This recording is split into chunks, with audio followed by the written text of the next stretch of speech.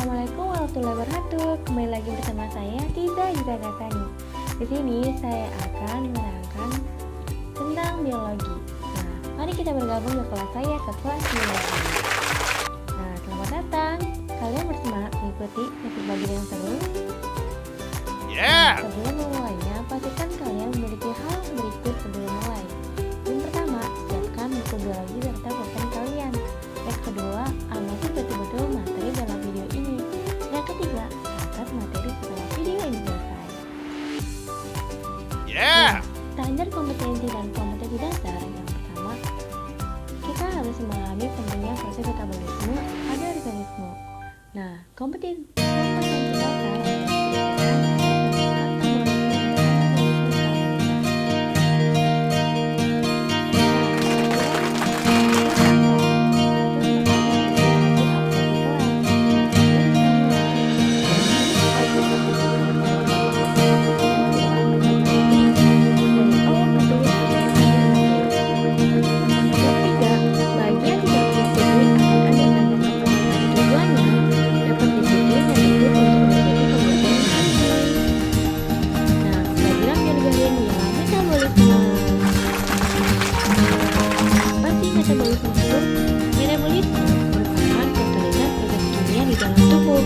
metabolisme meliputi segala aktivitas hidup bertujuan agar sel tersebut mampu untuk tetap bertahan hidup, tumbuh, dan melakukan reproduksi.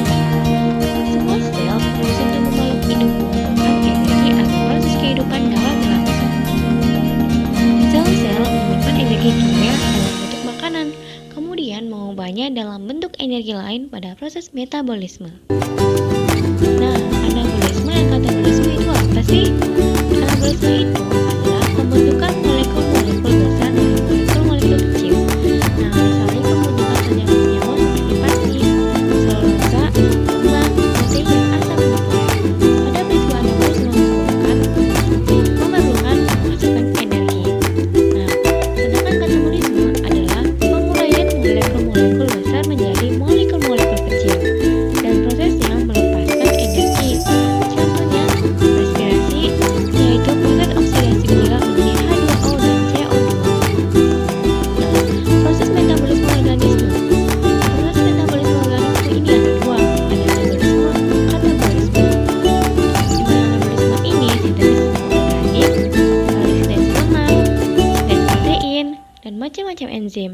Sedangkan katabolisme merupakan proses respirasi yang terdapat glikolisis, Down-Krebs, dan fosforilasi oksidasi.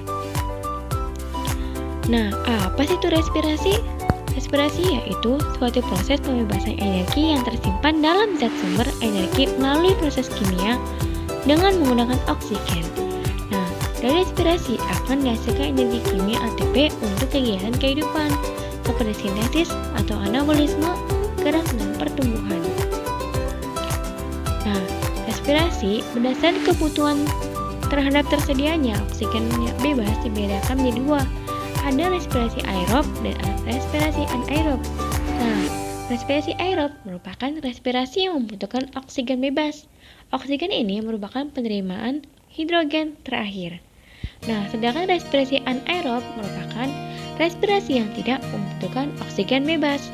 Sebagai penerima hidrogen terakhir, bukan oksigen, tetapi senyawa lain seperti asam pirufat dan asetaldehid. Nah, respirasi aerob, di mana respirasi sel secara aerob berlangsung melalui 4 tahap, yaitu yang pertama ada glikolisis, yang kedua ada dekarboksilasi oksidatif asam pirufat, yang ketiga ada Down-Krebs, yang keempat sistem transfer elektron. Nah, yang pertama glikolisis. Glikolisis ini berlangsungnya di sitoplasma. Di mana berlangsungnya? Berlangsung di sitoplasma berlangsung secara anaerob, di mana mengubah satu molekul glukosa menjadi 2 molekul asam pirufat. Untuk setiap molekul glukosa dihasilkan energi 2 ATP dan 2 NADH. Glikolisis ini dikenal sebagai reaksi Emden dan Mayer-Hof. Yang kedua ada dekarboksilasi oksidatif asam pirufat, di mana ini berlangsung pada matriks mitokondria. mengubah asam piruvat 3C menjadi asetil-CoA 2C. Dihasilkan energi sebesar 2 ATP dan 2 NADH untuk setiap molekul glukosa. Yang ketiga ada siklus Krebs. Siklus Krebs ini berlangsung pada matriks mitokondria. Siklus Krebs ini mengubah asetil-CoA 2C menjadi CO2 atau senyawa berkarbon 1. Untuk setiap molekul asetil-CoA dihasilkan 1 ATP, 1 FADH, dan 2 NADH. Selanjutnya ada 4 rantai pengangkutan elektron. Nah, NHDH2 dan FADH2 ini merupakan senyawa pereduksi yang menghasilkan ion hidrogen. Melalui rantai respirasi hidrogen dari NHDH2 dan FADH2 yang dihasilkan pada proses glikolisis, dekarboksilasi oksidatif, asam piruvat, dan daur Krebs dilepaskan ke oksigen sebagai penerima hidrogen terakhir. Nah, untuk membentuk H2O dengan melepaskan energi secara bertahap. Satu molekul NHDH akan menghasilkan 3 ATP, sedangkan satu molekul FADH2 menghasilkan 2 ATP. Nah, berikut merupakan contoh glikolisis 6 karbon, di mana pertama ada ATP, melalui ADP menjadi ATP, kemudian glukosa fosfat, kemudian ATP ADP menjadi fruktasa disfosfat. Nah, selanjutnya sampai asam piruvat menjadi 3C. Kemudian ada asam piruvat ini. Nah, alternatif ini bila tidak tersedia cukup oksigen akan berlangsung respirasi anaerob atau fermentasi seperti pada diagram skema di samping ini. Kemudian ada glukosa melalui glikolisis ini. Glikolisis di sitoplasma total menghasilkan 2 ATP, sedangkan di mitokondria menghasilkan 36 ATP. Nah, alternatif 2 ini jika tersedianya oksigen, asam piruvat akan memasuki siklus Krebs dan sistem transport elektron. Nah, selanjutnya ada secret untuk respirasi tidak selalu dalam bentuk karbohidrat, tetapi bisa juga berupa protein atau lemak. Perhatikan skema hubungan antara berbagai substrat tersebut dalam proses respirasi aerob di samping berikut. Monoprotein, amilin, lemak menjadi satu sehingga menjadi siklus Krebs. Nah, selanjutnya ada respirasi anaerob. Nah, pada respirasi anaerob, tahapan yang ditempuh meliputi tahapan glikolisis, di mana satu molekul glukosa akan diuraikan menjadi asam piruvat, NADH, dan 2 ATP. Selanjutnya ada pembentukan alkohol. Pembentukan alkohol ini atau yang biasa disebut itu fermentasi alkohol atau pembentukan asam laktat. Yang ketiga ada akseptor elektron terakhir, bukan oksigen, tetapi senyawa lain seperti alkohol, asam laktat. Energi atau ATP dihasilkan sekitar 2 ATP. Selanjutnya ada respirasi anaerob. Respirasi anaerob ini mekanismenya menjadi 3, ada fermentasi etanol, fermentasi alkohol, dan fermentasi asam laktat. Nah, yang pertama fermentasi etanol. Fermentasi ini ialah proses produksi energi dalam sel tanpa membutuhkan oksigen. Nah, gula ini merupakan bahan yang umum dalam fermentasi. Beberapa contoh hasil fermentasi adalah etanol, asam laktat, dan hidrogen. Akan tetapi beberapa komponen lainnya dapat juga dihasilkan dari proses fermentasi ini, seperti asam butirat dan aseton. Nah, ragi dikenal sebagai bahan yang umum digunakan dalam fermentasi untuk menghasilkan etanol dalam bir, anggur, dan minum alkohol lainnya. Nah, bisa jadi terdapat di makanan seperti tape. Itu merupakan bahan dari fermentasi tersebut. Kemudian ada fermentasi alkohol. Proses ini terjadi pada beberapa mikroorganisme seperti jamur atau ragi, di mana tahapan glikolisis sama dengan yang terjadi pada respirasi aerob. Beberapa organisme seperti hamir atau Saccharomyces cerevisiae melakukan fermentasi alkohol. Organisme ini mengubah glukosa melalui fermentasi menjadi alkohol atau etanol. Secara sederhana, reaksi fermentasi alkohol ditulis di bawah berikut seperti yang ada di gambar berikut. Ya, faktor yang mempengaruhi respirasi yang pertama ada faktor internal dan faktor eksternal. Faktor internal ini merupakan faktor yang berasal dari dalam tubuh tumbuhan itu sendiri, yaitu seperti jumlah plasma dalam sel, jumlah substrat respirasi dalam sel, dan umur dan tipe tumbuhan.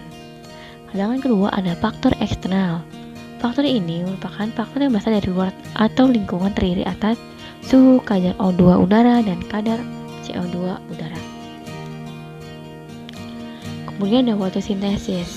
Fotosintesis ini merupakan bagian dari anabolisme. Fotosintesis terjadi pada tumbuh-tumbuhan yang berklorofil. Fotosintesis merupakan proses penyusunan zat organik dari zat-zat anorganik dengan menggunakan energi dari cahaya. Zat organik yang terbentuk dalam proses fotosintesis merupakan karbohidrat, di mana karbohidrat tersebut dapat digunakan untuk membentuk zat-zat lain seperti protein dan lemak. Nah, reaksi fotosintesis ini merupakan yang pertama dari karbon dioksida ditambah menjadi air, kemudian melalui cahaya atau klorofil menjadi gula atau glukosa dan oksigen. Nah, penelitian tentang fotosintesis ini percobaan pertama oleh Ingenhousz. Objek yang dilakukan adalah tumbuhan Hydrilla verticillata. Hasil dari percobaan disebutkan bahwa fotosintesis menghasilkan gas yang ternyata adalah oksigen. Penelitian tentang fotosintesis yang kedua adalah percobaan Engelmann. Objek yang digunakan adalah ganggang, Spirogyra, dan bakteri termo. Di bawah mikroskop terlihat bakteri termo berkumpul pada bagian kloroplas yang terkena cahaya matahari akibat banyaknya oksigen di daerah itu. Nah, kesimpulan yang dapat ditarik oleh Engelmann yaitu bahwa fotosintesis membebaskan oksigen dan kloroplas yang bertanggung jawab terhadap produksi oksigen tersebut. Kemudian yang ketiga percobaan Sachs membuktikan bahwa fotosintesis memerlukan cahaya berlangsung pada bagian yang berklorofil, sedangkan hasil akhir dari proses fotosintesis adalah zat tepung atau amilum. Nah, percobaan ini didasari atas pengertian bahwa amilum jika bereaksi dengan iodium akan menghasilkan warna biru pada bagian daun yang tertutup, dengan kertas timah yang tidak terkena cahaya tidak berwarna biru, berarti daun tersebut tidak berlangsung fotosintesis. Nah, selanjutnya jawablah pertanyaan di bawah ini ya kalian semua. Nah, sebelum menjawab ini apakah ada yang bertanyakan? Nah, jika kalian ingin ditanyakan, bisa hubungi ibu melalui nomor WhatsApp di bawah ini. Nah, pertanyaan pertama ini, apa yang dimaksud metabolisme, anabolisme, dan katabolisme? Yang pertanyaan kedua, disebutkan perbedaan respirasi aerob dan aerob. Nah, pertanyaan ketiga, tuliskan reaksi umum fotosintesis. Nah, sesi praktikum aerob dapat dilihat dalam video berikut ini. Silakan.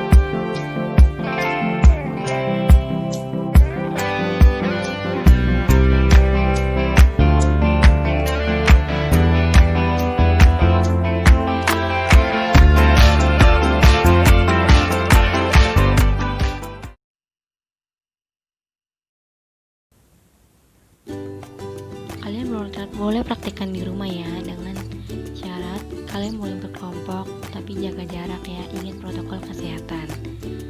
Nah, terima kasih Ibu cukupkan pelajaran hari ini. Terima kasih kalian semuanya sudah hadir. Cukup sekian hari ini, dan untuk kalian ada yang tidak mengerti atau masih ingin bertanyakan, silakan hubungi Ibu melalui WhatsApp. Terima kasih.